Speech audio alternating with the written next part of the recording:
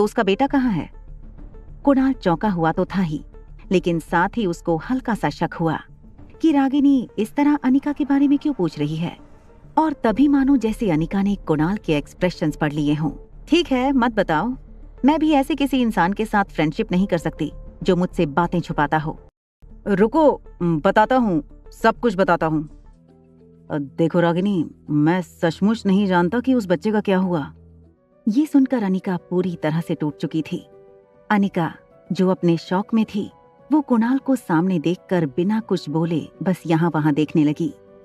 क्या हुआ रागिनी, तुम इतनी नर्वस क्यों हो? वैसे प्लीज अब तुम बुरा मत लगाना, लेकिन तुम्हें इन सब बातों से क्या लेना देना? मैं जल्दी से नए दोस्त नहीं बनाती। उनके बारे में जब तक पूरी इन्फॉर्मेशन ना हो, मैं दोस्ती नहीं करती। अब तो सब कुछ जान लिया मेरे बारे में, अब तो दोस्ती का हाथ आगे बढ़ा दो। इतनी आसानी से नहीं, तुम्हें इंतजार करना होगा। इतना कहकर अनिका वहां से चली गई। दूसरी तरफ पैराडाइज होटल में रिया एक बहुत ही इंटरेस्टिंग गेम के बीच थी। रिया हेडफोन के जरिए टीम को इंस्ट्रक्शंस दे रही थी। तुम सब पीछे ही रहो, मैं आगे जाके दुश्मनों का बंकर उड़ा देती हूँ। ये बूस्टर हमारी टीम का है, अब दुश्मनों को नहीं छोड़ूंगी।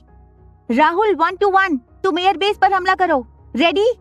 तो blast enemy leader. 1, 2, 3। Yes, we won the game. हमेशा की तरह रिया की टीम जीत गई। गेमिंग की दुनिया में रिया स्वीट एंजल के नाम से मशहूर थी। रिया ने अपना टैबलेट सोफे पर घुमाकर फेंका, खड़ी होकर रूम में लगे इंटरकॉम की तरफ गई। उसने सोचा एक चॉकलेट मिल्कशेक मंगवाया जाए। फोन उठाकर वो जब रूम सर्विस का नंबर डायल करने ही वाली थी, तब उसे अनिका की एक बात याद आई। अनिका ने बाहर जाते हुए उसे कहा था कि रूम के सामने एक पागल और एक छोटा पागल रहता है। रिया वैसे तो बड़ी अच्छी बच्ची थी, मगर थी काफी शरारती। रिया फिर से इंटरकॉम के पास गई और वही शैतानी मुस्कान के साथ नंबर डायल किया। तभी रोहित मारवा के कमरे में इंटरकॉम की घंटी बजने लगी। रूम में इस वक्त सिर्फ सनी और आर्यन ही मौजूद थे।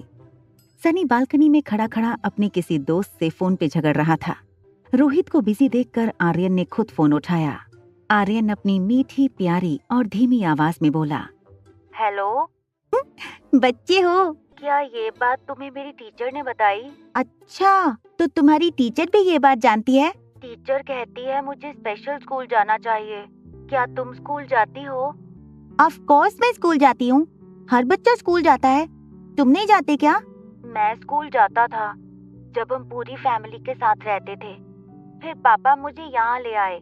ये होटल पापा की है, अब हम यही होटल में रहते हैं। ट्यूशन टीचर यहीं आती है मुझे पढ़ाने। स्कूल नहीं जाते, होटल को घर बनाकर रहते हो? अच्छा, तो तुम्हारा कोई फ्रेंड है यहाँ? नहीं, यहाँ मेरे साथ पापा और चाचू रहते हैं। अच्छा, एक बात बताओ, मेरे दोस्त बनना चाहोगे? आर्यन, जिसकी लाइफ में सिर्फ 2 चीजों की कमी थी, माँ और दोस्त की, और इसीलिए आर्यन ने तुरंत हाँ कर दी। आई एम रिया, तुम्हारा नाम क्या है? आई एम आर्यन, तुम कहाँ से बोल रही हो? मैं तो सामने ही रहती हूँ। मैं और मेरी मॉम तुम्हारी होटल में गेस्ट हैं। तुम मुझसे मिलना चाहोगे? मगर कैसे? पापा मुझे रूम से अकेले निकलने नहीं देंगे। अरे तुम बच्ची हो क्या? देखो, तुम ठीक 15 मिनट में मुझे नीचे होटल की लॉबी में मिलो। मैं मम्मी को फोन करके बोल दूंगी कि मुझे पिज्जा खाना है, इसलिए हम नीचे जा रहे हैं। वो जब आए तब तुम उनसे भी मिल लेना और हमारे साथ पिज्जा खाने भी चलना। अच्छा बाय, अब मैं फोन रखती हूँ, तुम 15 मिनट के बाद नीचे मिलना। मगर मैं तुम्हें पहचानूंगा कैसे? Very good question. एक काम करो, ब्लैक पैंट और ब्लैक टी शर्ट पहन कर आना। मैंने भी वही पहना होगा। हमारी ड्रेस से हम एक दूसरे को पहचान लेंगे। आर्यन दबे पांव मेन डोर तक गया। सनी को पता न चले, इस तरह दरवाजा धीरे से अनलॉक किया। आर्यन की नजर सामने वाले स्वीट 2402 पर पड़ी। उसे लगा प्लान में थोड़ा चेंज होना चाहिए। क्यों ना वो और उसकी नई दोस्त यहीं से साथ चलें। आर्यन कॉरिडोर में आगे बढ़ा। वो रिया के रूम के दरवाजे तक पहुंचा। वो नॉक करने ही वाला था कि तभी लिफ्ट खुलने की आवाज आई। आर्यन का दिल डर के मारे जोर जोर से धड़कने लगा।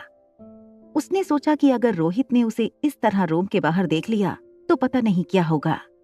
आर्यन डरता हुआ मुड़ा और लिफ्ट की ओर देखने ही लगा था कि तभी उसने देखा कि लिफ्ट से अनिका बाहर आ रही थी। उसके पापा को वहां ना देखकर आर्यन की जान में जान आई। I am so sorry. तुम्हें बहुत भूख लगी होगी ना, चलो किसी अच्छे से रेस्टोरेंट में जाके पिज्जा खाते हैं। ये कहते ही अनिका ने फिर से रूम के दरवाजे को बाहर से बंद किया और वो आर्यन का हाथ पकड़कर सीधा उसे लिफ्ट में ले गई। ये सभी दौरान आर्यन बस अनिका को देखे जा रहा था। आर्यन ने आंखें बंद कर लीं और अनिका को जोर से पकड़कर हक कर लिया, मानो जैसे आर्यन को हमेशा से इसी पल का इंतजार था। उसने अनिका को पहले कभी देखा तक नहीं था, मगर आज उसे ऐसा लग रहा था जैसे वो अनिका की गोद में पहले भी खेला है। अनिका धीरे धीरे आर्यन की पीठ को अपने हाथ से थपथपाने लगी, जिसके चलते कुछ ही सेकंड्स में आर्यन अनिका के कंधों पर सर रखकर सो गया। तभी लिफ्ट ग्राउंड फ्लोर पर पहुंची और जैसे ही लिफ्ट का दरवाजा खुला तो सामने रोहित मारवा खड़ा था। रोहित और अनिका की नजरें एक दूसरे से मिलीं, लेकिन दोनों में से किसी ने कुछ नहीं कहा। आर्यन का सर अनिका के कंधों पर झुका होने के कारण रोहित को आर्यन का चेहरा नहीं दिखा। अनिका आर्यन को थपकियां देते हुए लिफ्ट से बाहर की ओर निकल गई। टॉप फ्लोर आने पर लिफ्ट का दरवाजा खुला तो रोहित ने सामने देखा कि black jeans black T shirt पहन रिया लिफ्ट का इंतजार करते हुए खड़ी थी। रोहित, जो पहले से थोड़ा डिस्टर्ब था, उसने रिया को आर्यन समझकर कड़क आवाज में डांट दिया, तुम फिर यहाँ खड़े हो? रूम से अकेले बाहर नहीं निकलने को कितनी बार बोला है मैंने? Why don't you listen to your dad? ये डैड